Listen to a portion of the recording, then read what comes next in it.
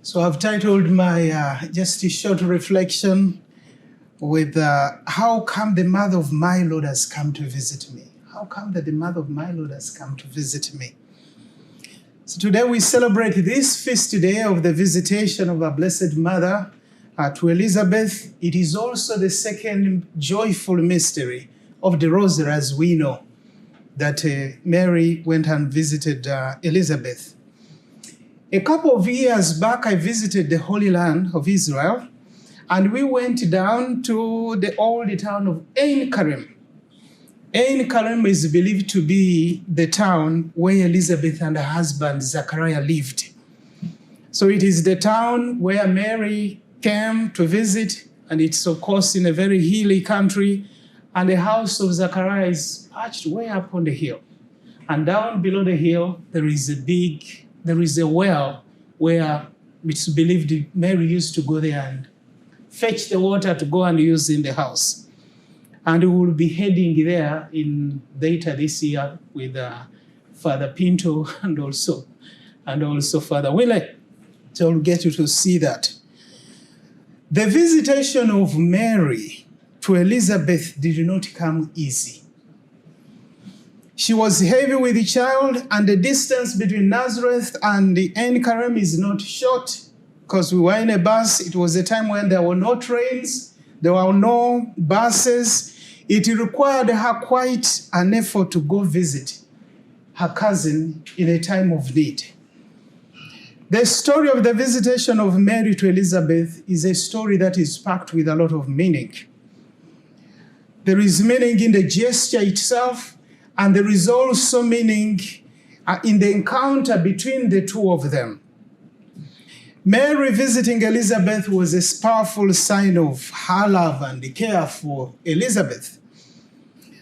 There are times when we are weak and can do with some support from family and friends. And sometimes that comes through very easily, and other times it doesn't come through so easily. It takes a special sensibility for one to notice the needs of others and respond to them appropriately.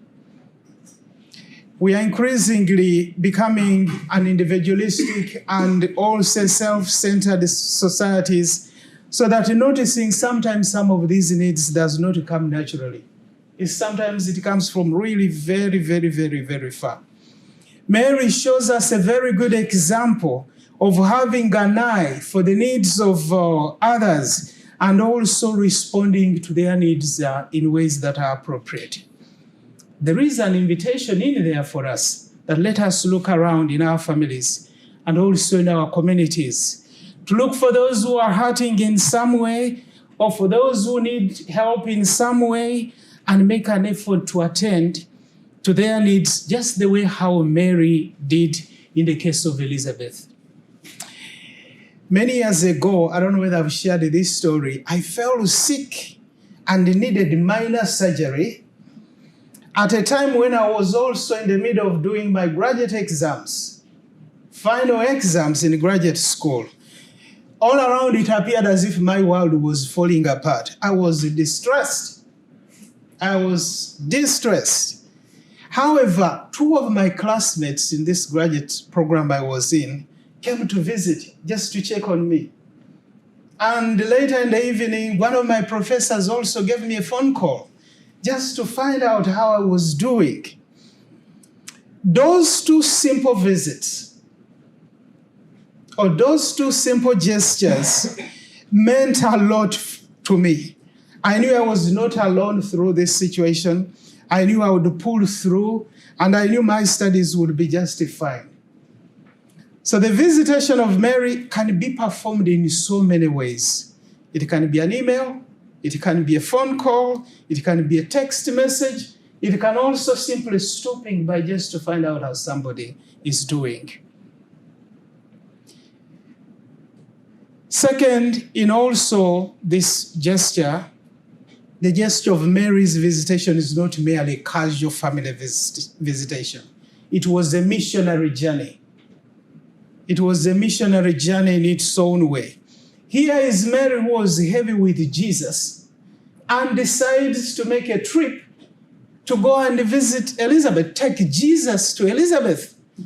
And it didn't just come easy. It was a long distance between Nazareth, where she lived, and where Elizabeth lived.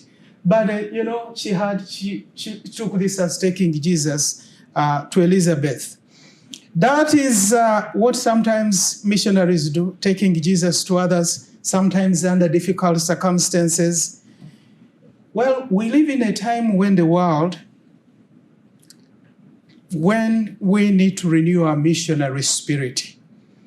I think we have become so complacent and sometimes even minimalist in our missionary efforts that sometimes we've witnessed churches closing. Fewer and fewer people are coming to church, and fewer people are hearing about the redemptive love of God for them. Given what we are currently observing in our world, in our communities and in the countries that we have, there is an urgent need for Jesus. There is an urgent need for us to take Jesus back to the world again. In our families, in our communities, in the digital world, in the popular culture, we need to be pregnant with Jesus and go out and share Jesus with others.